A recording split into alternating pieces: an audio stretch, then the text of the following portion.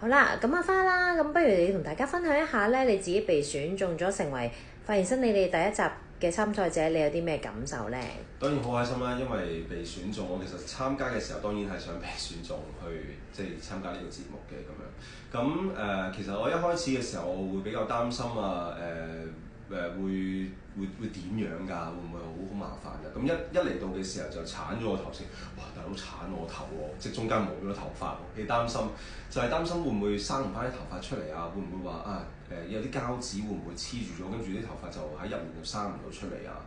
咁又會擔心我會唔會游唔到水㗎？會唔會即係對於我嘅平時嘅生活啊，或者我即係平時嘅生活咧，會唔會話有好大嘅影響，或者會用好多時間去打理我嘅假髮啊咁樣？咁都幾15、16㗎，其實嗰陣時都。咁阿花，so far 咧，你而家戴咗假髮一段時間啦，咁你又覺得係咪同你先前嘅諗法，即係都係好麻煩啊？或者你覺得好多喺生活上有好多唔舒服嘅地方啊？咁而家咧？哦，咁估唔到地咧，原來其實要打理又唔係真係咁難嘅。其實即係大約我諗幾日到啦，就換一次膠紙。咁跟住同埋我哋會即係其實可以正常咁洗頭啦，可以游水啦。同埋最有趣嘅一樣嘢就係你落雨嘅時候咧，就感受到真正啲雨水打落去自己頭。我先頭以為咧會戴帽咁，你完全感受唔到嘢。同埋你出街嘅時候咧，講真，我冇頭髮，即係少頭髮啦嗰陣時咧，我好擔心大風吹咧，會即係吹歪咗個頭，跟住現到個角出嚟。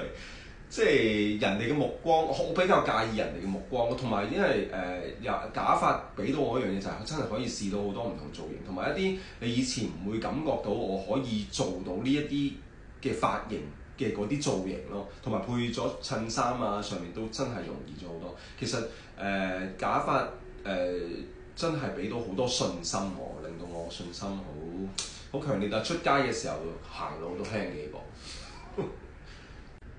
阿花，你可唔可以分享一下咧？你覺得咧，你戴完假髮咧，同冇戴假髮嘅時候咧，你個外表嘅前後對比咧，你可唔可以分享下你嘅感受？幾有趣啊！其實我覺得呢個有一件事我比較 concern 就係咧有人同我講話，喂，阿花，你戴咗假髮之後咧，你好似後生咗好多。跟住我冇可能。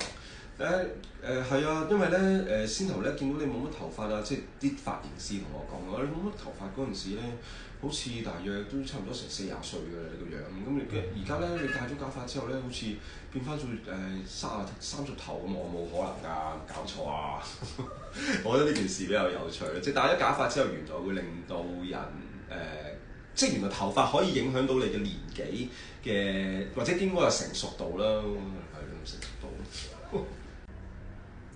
好，阿花，我知道咧，你最近咧，你有接觸緊，即係做緊一啲關於活髮嘅療程啦。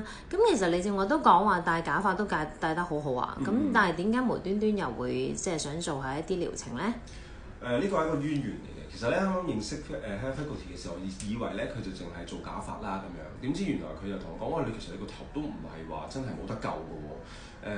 你嗰個角位咧，原來係可以生翻啲頭髮出嚟嘅。咁跟住我就聽佢咁講啦，我就翻屋企諗我話，雖然我嚟緊，我其實覺得戴假髮唔係一個大問題嚟嘅。不過我覺得如果自己有翻一啲自己本身嘅頭髮咧，生翻出嚟嘅話咧，我好想試下睇下個狀況係點樣。咁其實你問我戴假髮有冇問題？其實我覺得冇問題。即係其實而家我諗好多人其實都戴緊假髮，同埋戴假髮佢可以俾到一啲唔同嘅造型我啦。就算有時如果真係有啲需要一啲幕前嘅工作我需要用嘅話，其實可能我都要用到假髮。不過如果自己有一啲頭髮可以生翻出嚟，我當然可以試下嘅話，我就最開心咯。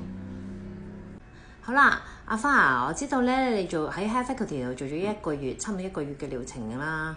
咁你覺得 so far 個效果同埋感受係點啊？我首先好多謝 Hair Faculty 咧，佢入面嘅專業人士幫咗我好多啦，阿 Kenneth 啦，跟住阿 Kit 幫我整頭啦。其實我中間個過程咧，其實都係好開心，因為呢度所有人咧都好 nice 嘅。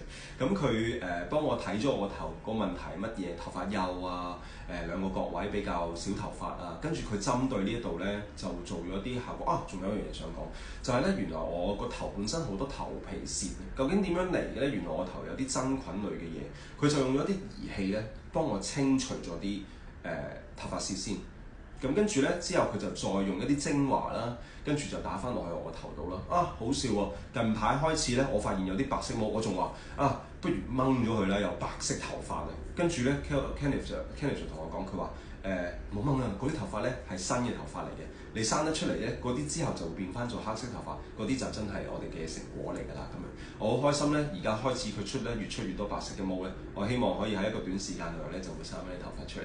多謝 Hair Faculty。